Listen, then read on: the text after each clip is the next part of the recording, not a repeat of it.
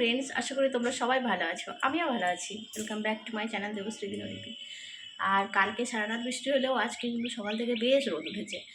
তো রোদ উঠেছে, কিন্তু আমার না আজকে উঠতে প্রচণ্ড লেট হয়ে গেছে, মানে 6:45। আর আমার কাছে 6:45 মানে কী বলবো, দুপুরবেলা। তো তার আগে না উঠলে না, মানে মোটামুটি 1 ঘন্টা লেট ধরো। 5:30 থেকে 6:45 মধ্যে না উঠলে কাজ ছেড়ে উঠতে পারি না। হয়েছেও তাই, আজকে রান্নায় লেট, স্নান করতে পারিনি এখনও। তো স্নান প্রণাম কিচ্ছু হয়নি, জানি না কখনো হবে। আজকে রান্নাবান্না সেরে ওদেরকে খাইয়ে দাইয়ে পাঠিয়ে তারপরেই হবে। তো আমি লেট করেছি, মেয়েরাও লেট করেছে, তো সবাই আজকে মানে মোটামুটি লেট হয়ে গেছে। আর সবার লেটের সঙ্গে তো আমার সঙ্গে নেই না। আমি যদি লেট করি তাহলে তো কাজকর্মে লেট হয়ে যাবে। তো আজকে কাচাকুচি স্নান কিচ্ছু সারতে পারিনি এখনও। তো কী কী রান্না হচ্ছে চলো তোমাদের একটু দেখিয়ে দিই।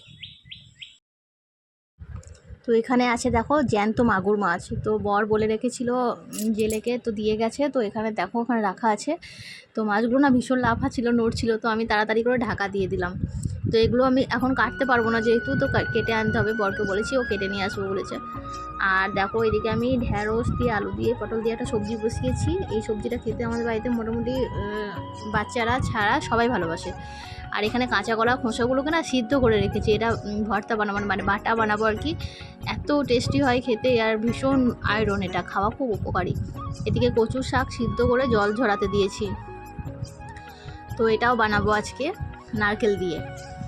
তো এই সবই আজকে আমাদের রান্নার মেনু হবে আর কি, মানে সব কটাই আর কি, কি বলবো, একটু খিচিবিচি রান্না। তো এদিকে আমার নারকেলটা অলরেডি ছাড়ানো হয়ে গেছে, আমিই ছাড়িয়ে নিয়েছি যেহেতু বর বাড়িতে ছিল না। আর কাজের মাসি বাসনগুলোকে ধুয়ে গেছে, অল্প কটাই বাসন ছিল। তো বাসনটা ধুয়ে দিয়ে গেছে, এখনও তোলা হয়নি। তো আমি এখন বাসনটাকে তুলে নিচ্ছি। আর এই বাসন তোলার ব্যাপারে না আমি ভীষণ খুঁতখুঁতে, জানো তো, মানে স্টেপ বাই স্টেপ গুছিয়ে না রাখলে, গুছিয়ে না তুললে না আমি খুব অসন্তুষ্ট হই। তো সেই জন্য বিশেষ করে এই কাজটা বেশিরভাগ দিন আমিই করি। এখন যাও শিখে গেছে, তো যাও এখন আমার মতোই করতে পারে, কিন্তু মা পারে না। তাই মাকে আমি বাসনটা তুলতে নিষেধ করি। তো সেই জন্য আমরা দুজনেতেই তুলি।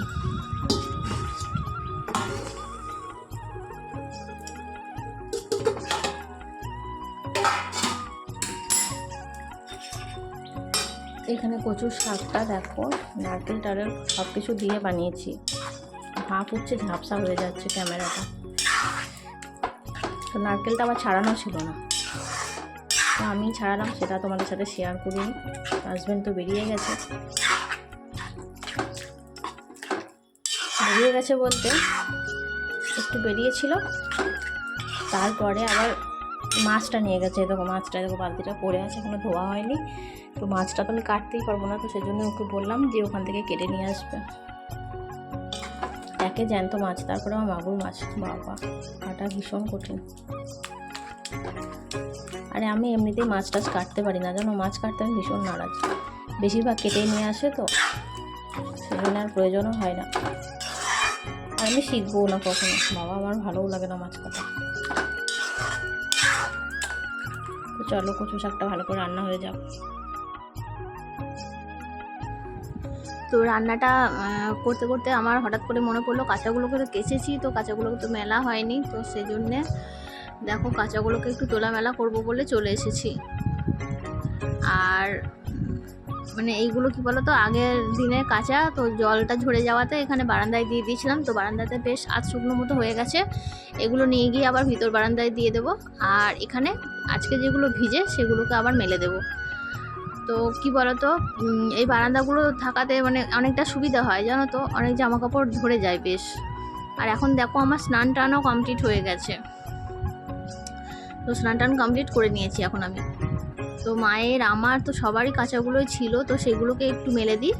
সেগুলোকে কি বলো তো, একটু মেঘলা মেঘলা ওয়েদারে না বারান্দার মধ্যেই আমি জামা কাপড়গুলো দিই। ছাদের মধ্যে দিলে আবার মেলোয়, আবার তোলোয়, কারণ যখন তখন তো বৃষ্টি চলে আসে, তখন আবার তুলতে হয়। তো সেই জন্য একদম বারান্দার মধ্যে দিয়ে দিই, নিশ্চিন্তে থেকে যায়, রাত অবধি থেকে যায়, কোনো ব্যাপার থাকে না ঘরের ভিতরে যেহেতু। আর জলটাও ঝরে যায়, আর জল ঝরে গেলে এগুলো ভিতর বারান্দায় দিয়ে দিলে তাড়াতাড়ি শুকিয়ে যায়। তো এইভাবেই চলে বর্ষাকালে আমাদের জামা কাপড় মেলা তোলা। আর এই অবস্থায় বন্ধুদের একটা কথা বলি, যারা ভিডিওতে এখনও লাইক দাওনি প্লিজ ভিডিওটা একটা লাইক দিয়ে শুরু করো। আর কেউ আশা করি স্কিপ করে দেখছো না ভিডিওটা, যা যতটুকু ভালো লাগবে সে ততটুকুই দেখবে, কিন্তু স্কিপ করবে না।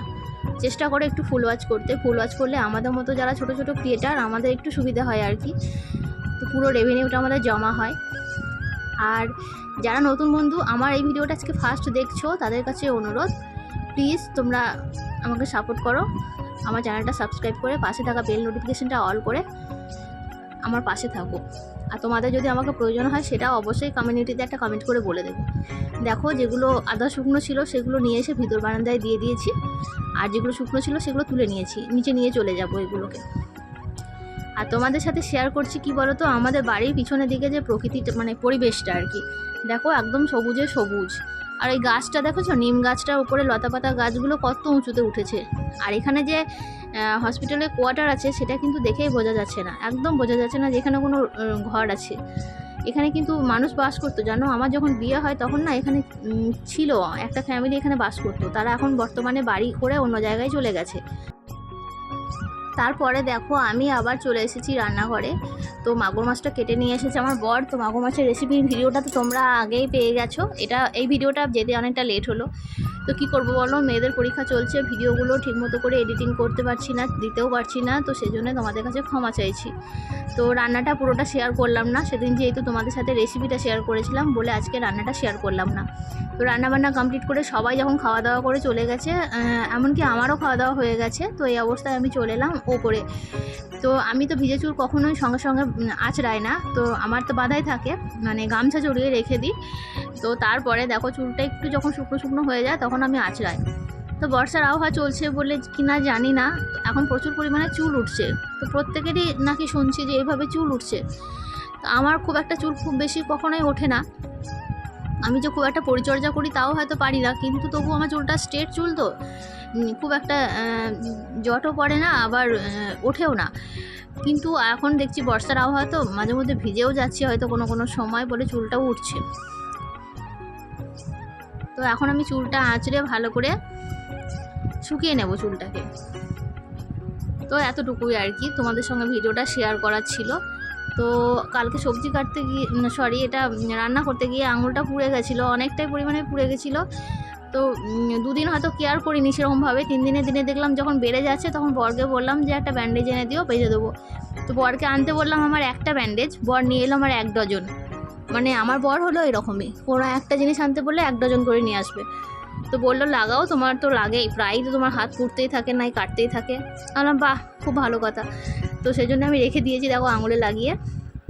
তো সত্যি আঙুলটা ছিল একটুখানি মানে ছোটো জিনিস থেকে যে এতটা বড় হয়ে যাবে আমি ভাবতেই পারিনি। তো বন্ধুরা চলো আজকের মতো টাটা, দেখা হচ্ছে তোমাদের সাথে নেক্সট কোনো ভিডিওতে। সবাই ভালো থেকো, সুস্থ থেকো।